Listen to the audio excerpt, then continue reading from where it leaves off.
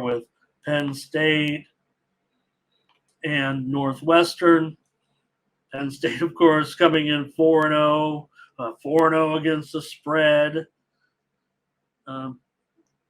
Northwestern just 2-2, but that's pretty good. They're 2-2 against the spread. They're also 3-1 to the over. I think the important thing there, for Northwestern is they've been able to salvage something out of this situation. And here they might actually be able to stay within a number. Penn State, do they really have the blowout potential on the road? Maybe Northwestern can turn back the clock a little bit here against a conference foe where, it could get a little bit ground and dirty in Evanston. So it feels like, if you got a total here at 40, down to 46 now. So what are you really going to end up with here? 41 to 14, 41 to 14. I guess that's what the score is going to be if you look at the spread right there. So which side you're going to fall on, right? Because that does seem like it could be pretty accurate. But can Penn State really run it up that much? Is the offense really doing that much currently to put that kind of a number up here? I mean, that's not implausible, certainly. 41 points doesn't sound like it's out of the question, but nonetheless.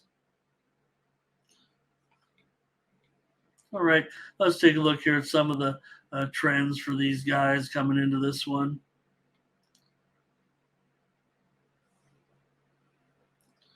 You got Penn State having won 6 of their last 7 on the road. They're 18-6 against the spread in their last 24 conference games. And they're also 25-9 in their last 34 overall. I mean, that's some long-term success given the type of program that Penn State has been. We kind of sometimes, start to make fun of Coach Franklin a little bit in some of the clutch games and what happens, but against some of these teams, they get numbers. They've covered 6 of their last 7 on the road. Northwestern, got a couple of covers, but they've failed to cover in 6 of their last 9 overall, and they've failed to cover in 6 of their last 8 at home. Pretty solid overs here for these two of late. Penn State's gone over in 6 of their last 7 on the road. Northwestern has gone over in 4 of their last 5 at home, dating back to last season. And if this number, though, down to 46 and 40, let's call it 46, because I think it can only go one direction. I mean, I feel like this game is going to be an under. I'm just not sure Penn State's going to get into the 40s. That's what it feels like to me. Whether or not it'll put me on a side, I don't know. I almost want to use the total as a premium. I felt like I left a lot of money on the table. I apologize to my subscribers last week. I think we still went 4-3 on Saturday, right? Overall, we had UFC. Or no, there was 5-4, 5, whatever. That's a wash. By the time you get to 5, but whatever. But I was talking about paring down my premium card. This is just a personal aside here, my commercial again, but should have went a little heavier, and you're going to expect more earlier plays this week in college football. We've got to get on some of these moves already. Just want to get on the show and maybe give you some good picks first. This is a good pick. I like the under. It opened generally 46.5. There was some 47.5s, even one rogue 49. It was as high as 49. So this total has dropped a lot of value. I'm even going to call it 46 right now on the show here. I like the under, despite the fact that these teams are going over. I don't have Penn State producing as much offense here as the line would suggest. Northwestern team total under here. Thomas Lewis says they stay under 20 points.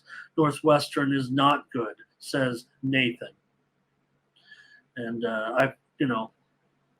I just have a soft spot for Northwestern, and I'm not trying to root with my heart here necessarily. I think they can pick up the pieces at Northwestern. If anywhere they can, I would think it's there. Look, I come from an era where Northwestern lost a million games in a row. So I know how important their success, their modest success was with with Fitzgerald when he was the coach. I think they can. I think they can fix it. So, all right, there's a couple plays from you guys on this one. They got all right. Thomas says they're good. Smart guys, not good at football, and that was a really that was a good time for Northwestern. And I just don't know. Penn State, look, it's great. I hope they go all. Look at all these Big Ten. The Big Ten. Nobody says anything about the Big Ten. All their highly ranked teams. Well, I think they do, but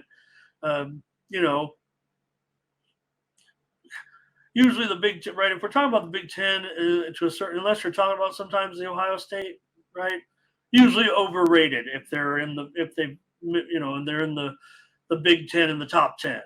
But let's give Penn State the benefit of the doubt right now. Things are looking good, but is it an overwhelming type of offense?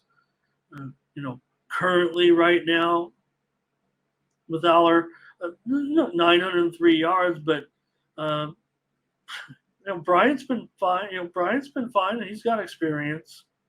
So I don't want to get too high on the offenses here because, like I said, I think it is going to be about the defense here. And the Penn State allows 77 yards a game or something like that, and Northwestern runs for like 100 yards a game. So they got a lot to overcome. But I'll take the under.